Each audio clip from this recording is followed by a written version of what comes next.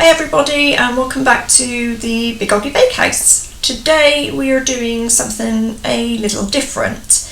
As you all know, we're at the end of the autumn coming into winter, and one of the most popular fruits that are around at this time is pears. And I quite like pears, but I don't really like them just to pick up and eat like an apple type of thing.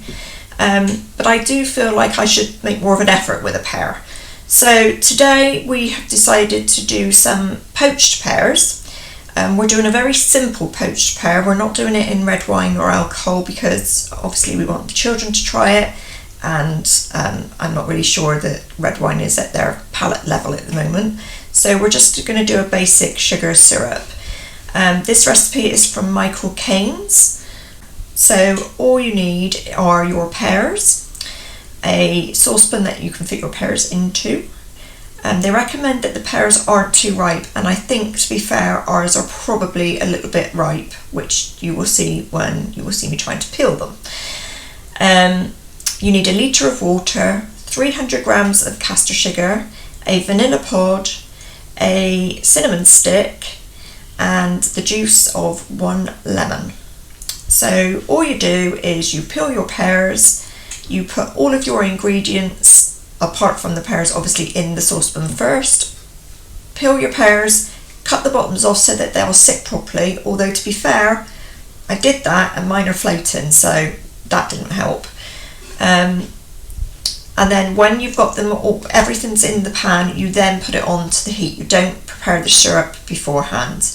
You put it onto the heat, you bring it to the boil, and then you cook them for probably 15 to 20 minutes, depending on how hard your pears actually are.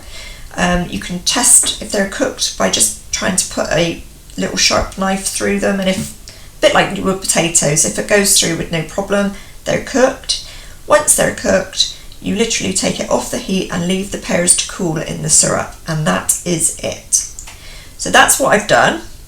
I had a problem, as I said, with my pears floating. So I made a little cartouche, which is just a piece of greaseproof paper folded into a triangle and then cut to fit in your saucepan, which keeps the pears then under the water, because I was finding bits of ours were sticking out, and the bits that were sticking out were starting to go brown, and you don't really want that. So that's where we are as we are now. We are bringing our sugar syrup to the boil, and then we'll turn them down and simmer. And we'll be back later when they've cooled and show you what they're like. Hi everyone, welcome back. The pears are done. They have been sat in the sugar syrup all afternoon. They're sort of room temperature now.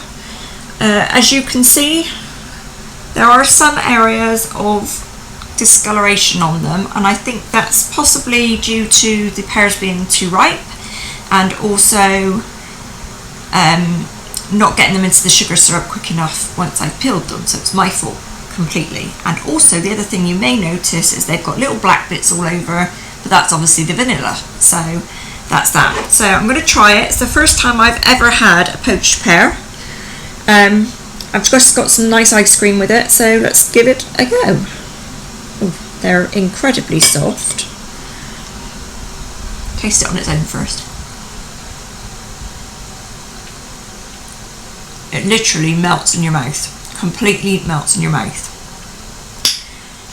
You can clearly taste the cinnamon and the vanilla.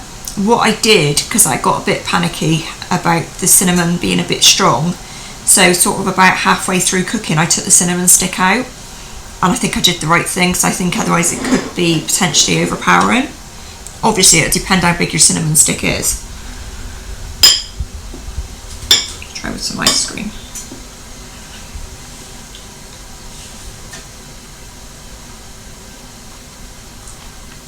They're good. First time I got poached pears. They're absolutely gorgeous. If I was to do them again, I'd probably try to get pears that were not quite as ripe.